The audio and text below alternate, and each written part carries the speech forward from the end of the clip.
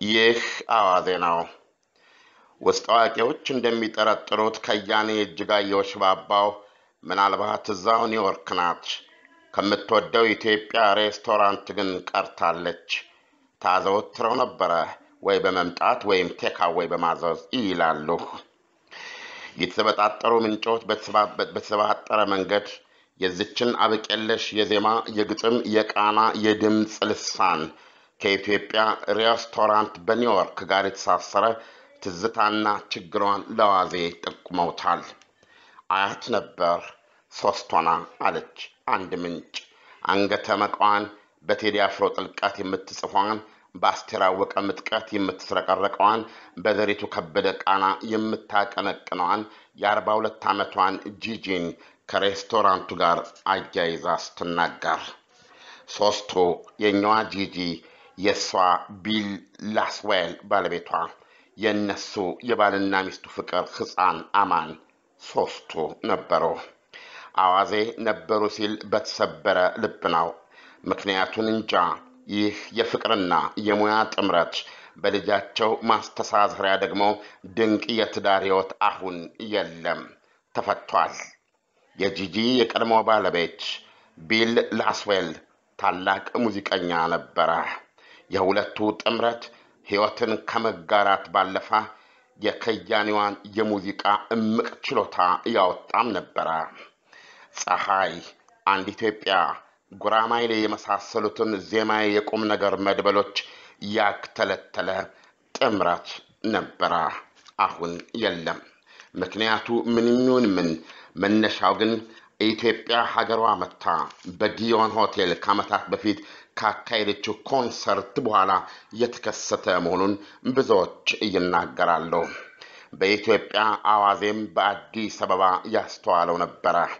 በተለያዩ መገናኛ ብዙሃን እንዲሁም በአደባባይ ሶስት ሆነው ታይተዋል። ባል፣ ሚስት፣ ልጅ ፍቅራቸው እንደወትሯቸው ሆኖ ነው። ከአዲስ አበባ ከወጡ ወደ አሜሪካ ከተመለሱ በኋላ ግን የሰማነው ነገር ለመቀበል ያስቸግራል። በተለይ በአዲስ አበባ በነበሩበት ጊዜ ያሳዩት ቤተሰባዊነት ፈጽሞ ኋላ ላይ ለሰማነው አስደንጋጭ ዜና አላገናኘንም። ምክንያቱ ምንም ይሁን ማንም ይሄንን ለማወቅ የመጠየቅ መብት የለውም። ምክንያቱም ይህ የከያኒዋ የግል ሕይወት ነውና።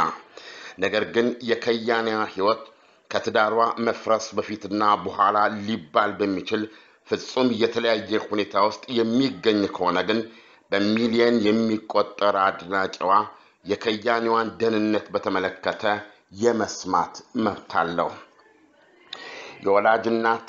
የወላጅናትና ማህፀን የተጋራች እህት እንደዚሁም ወንድም እንዲሁም ያሳደገ አባት የራሳችን ጉዳይ ነው የማለት መብት ቢኖራቸውም የወደዳች በዜማና በቃናዋ የረሰረሰ በግጥሞቿ እሸት የጠገበ ኢትዮጵያዊ አድናቂዎቿ በሰላምም ከሆነች እሰየው ደስታዋን ለመጋራት፣ በችግር ላይ ከሆነች ደግሞ ጉዳቷን ሊካፈሉ የማወቅ ልዩ መብት አላቸው ብለው አዋዜ በጥልቅ ያምናል። እውነቱን ካሉባልታ ለይቶ ድብብቆሹን ኃላፊነት በሚሰማው ትክክለኛ መረጃ መተካት የቤተሰቦቿ ግዴታ ነው። ሀገርና ሕዝብ የሚወዳት ልጁን ሰላምና ጤንነት ለማረጋገጥ በፍቅሩ በገንዘቡና በሃይማኖታዊና በባህላዊ ማዳኛው እንዲታደጋት እድል መስጠት ያስፈልጋል። አዋዜ ስለ ጂጂ ሌላ የተለያዩ ነገሮች ሰምቷል።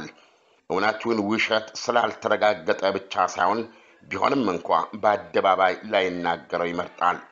ነገር ግን አርቲስትም ሆነ ግንበኛ፣ ወታደርም ሆነ ነጋዴ ሰው ነው።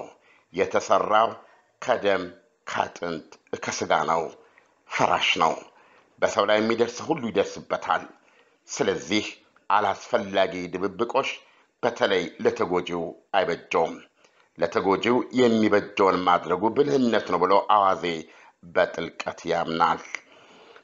የጂጂ ቤተሰቦች ይህንን በመረዳት ስለ ከያኒዋ የተሟላ መግለጫ ሊሰጡን አስፈላጊና ግዴታም ሆኖ እናገኘዋለን።